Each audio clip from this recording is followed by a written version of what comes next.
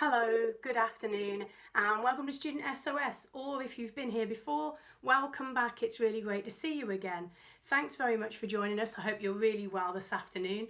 I just wanted to make a really short video in the couple of weeks running up to going back to school about how you can best approach the new year, and in some cases it will be a whole new course for lots of you, which is fantastic news. I have my fingers crossed for a much more straightforward year this year. Let's hope that things are going to run a bit more smoothly, but nevertheless I'd like to go through a few things you can do ahead of starting new courses so that you can feel best prepared and just ready to take on the new year. I'll do these throughout the year, probably once per half term, because it's quite easy to get excited at the start of the year with new stationery and new notebooks and new folders and new pens. And if this doesn't apply to you, please ignore it. It's just something that I always got very excited about, and it certainly was a bonus being a teacher, because I could get excited about it for many, many years, not just while I was still at school. So you can do all of that, go and buy all the kit that you want, but actually there are some really important things that you can do if you're at the start of a new either GCSE or A-level course. And if you're already on your way through this course, if you don't have these things in place, do them now in the next 2 or 3 weeks. So I realise in Scotland students are already heading back to school, but in England most students have got another 2 or 3 weeks off school. Some of them might be lucky enough to have a bit longer than that. But come the start of September, most of you will be going back into school or college. So the first thing that I want you to consider is downloading, if school haven't given to you already, a copy of the specification for your course. This isn't just a biology or a science thing. There are specifications from every exam board for any course that you're going to study. They are available free on the exam board's website. So the only thing you need to know to do this is to know which exam board you are studying. Hopefully school have told you that, or you'll be able to find it on the school or college website if you're going to a new location to learn this coming year, which is also really exciting.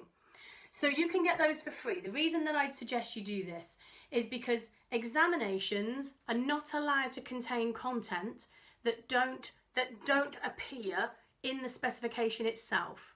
So they can't examine you on material that's not covered within that specification. So even before you begin, or if you're a year 10 or 11 student and you don't have this already downloaded, and if you keep your notes electronically, keep your specification electronically, that's fantastic. And if you keep your notes in a folder, a physical folder, by all means print it off. So whatever you're more comfortable with, they'll become available to you, as PDFs, and you can print those off or use them as they are. And in fact, you can convert PDFs into Word documents so that they're editable if you need to as well. So the idea here then is that you have a copy of exactly what you have to know from the exam board. And you can do that for all subjects at GCSE and A-level, and you can do that for free now. So if you're already on a course, by all means download one if you don't have one, and if you're about to start a course, definitely download one. School may give you a copy when you return, but they may also not do that, so make sure you have your own copy. Make sure you know what the core textbook your school or college is going to use. If they don't advise one, then my best advice to you is to look for ones that are endorsed by the examination board that you're going to study. Again, it matters which exam board you're going to study when you're looking to buy or borrow textbooks. But look for the ones that are endorsed by the exam board. And additionally, if there are several, go and spend half an hour at an actual bookshop. Don't just order it off Amazon. Go and physically spend time in a bookshop and have a look at what works best for you. So some people love CGP. I'm a big fan of CGP books. But some people hate them because they have huge amounts of content in them. And so the books are really, really thin and it looks like you've got nothing to learn. And then you realise there's thousands and thousands of words on every page. Maybe not thousands, a slight exaggeration. But nonetheless, some people don't like that. Some people are very visual learners, so they like diagrams. Some people much prefer to have lots of bullet points or questions. But it depends on how you prefer to learn. So you can only work out which books are going to work for you by physically going and handling those books. And you can't do that on Amazon.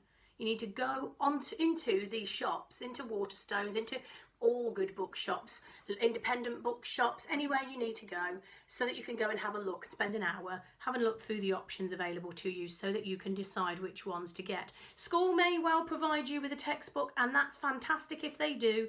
Hopefully they will use it throughout the course. If they happen to not do that, I'm going to encourage you to complete questions at the end of chapters or the end of pages on the way through for your own study. Let me be clear with A-level candidates right now. You will need to be doing between 5 and 7 hours a week per subject beyond what you're taught in the classroom. Let me say that again, 5 to 7 hours per subject per week, which means over 20 hours a week potentially for 3 A-level subjects, which is a reasonably standard number of subjects to study for A-level. 3 subjects, then potentially 21 hours a week extra work. Nothing to do with homework being set, your own work, your own study, your own revision, your own research, your own notes, improving your notes, adding to your notes, going and spending some time online and looking at news stories that are related, etc., etc. So you need to make sure that you are signed up for that immediately. You need to have a system that you're going to collect notes by. Again, schools have different requirements, but really an open arch lever file, certainly for A-level candidates, and often notebooks for GCSE candidates. I know some subjects like English often prefer folders, but again, work with your school, but also work with what works best for you. Don't lose pieces of paper. If you're going to lose pieces of paper or they're going to fall out of folders because they tear and you don't have those little stickers to go over the hole punch holes, they're fantastic. Stickers that go over those holes. If you can't do that and you don't do that, use a notebook, a physical notebook. Have a couple of them if you need to. Schools again may provide these, but they may also not. Colleges tend to not do that. You will be responsible for that, but that means you're also responsible for how you take these notes and how you store them, so that when they say to you at half term, we're going to do a test on this half term's work, you can find it all. You can find your notes on this. If schools are not providing you with written notes, then you need to make sure you can find some for yourself. Most of the videos I'm doing at the moment for the year 12s, I have diagrams for that I put down below at the bottom of the videos, and you're very welcome to utilise those. However, for GCSE, I will start doing that content and do something similar, but if you don't have those sorts of notes, you need to be making them or finding them. So please start doing some research on that. Make sure that you're revising weekly material you study that week. These are the sorts of things you can use your 5 hours for. Make sure you've got questions that you can go back and ask teachers about. Make sure that you know what the homework requires when you get feedback. Written or verbal feedback, make sure you follow up on that. You need to do that every single week. October half term will be here before you know it, and then you'll be being tested either before or afterwards, and if you haven't been keeping on top of the notes, you won't have a clue what you know and don't know, and you won't perform well. You must this year ensure that whilst I am hopeful things will return to normal this year, you mustn't assume that that will happen. So I'm going to tell you now, which is good practice any year, and I always tell students to do this, make sure that you are preparing fully for all assessments, whether it's a little test at the end of a topic, the end of a half term's work, mock exams before or after Christmas, mock exams at Easter. It doesn't matter what they are, how small or large they are. Continual assessment by teachers has always happened. And for the last 2 years, it's been incredibly important in giving you what we call centre assessed grades. So those of you who've got older siblings, older brothers and sisters who have had GCSE or A-level results over the last 2 years, they've had centre assessed grades used to formulate their final grades. And it's important that if that happens again next year, which I am hopeful it won't, but if it happens again next year, you need to be in a position where you have done the very best job you can from the beginning. And it doesn't matter if you're going into year 9 or 10 or 12. It's really important that all the way through the course that you're able to perform at the best of your ability and seek help when you need it. These videos and this service is going to help you lots and lots, and you're always welcome to drop comments down below if we can help you.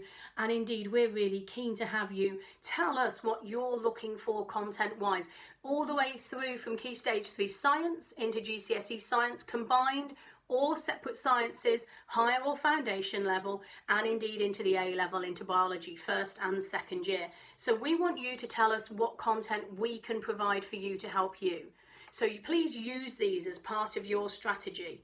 For the AS, I've got almost all content to Christmas, and will have by the start of September, loaded for pretty much every exam board. So please use these videos. If you've enjoyed this video, please go and take a look at what we've done already in preparation if you're a year 11 student going into year 12, or if you're a year 10 student going into year 11 and you would really like to study biology at A level. It would be fantastic to have you on board. Please click the like button on this and hit subscribe if you'd like to be notified of new material. We release currently 2 videos per week, and they cover all kinds of science material. Currently, the majority of the material is for our first year A-level students, but we're going to be rolling out GCSE material in the next week or so. So please consider also taking a look at our Patreon page. This is going to offer exclusive content to those that subscribe to the Patreon, and also offer you discounts in terms of whether you come and get one-on-one sessions or to join some of our group sessions. But please consider subscribing to that. Subscription to Patreon allows us to make this content free. In the meantime, thanks very much for your time. I wish you a restful remainder of your summer holiday, but please ensure you are planned for your return to school. Thanks very much indeed, and I'll see you in the next video. Have a great day. Bye-bye.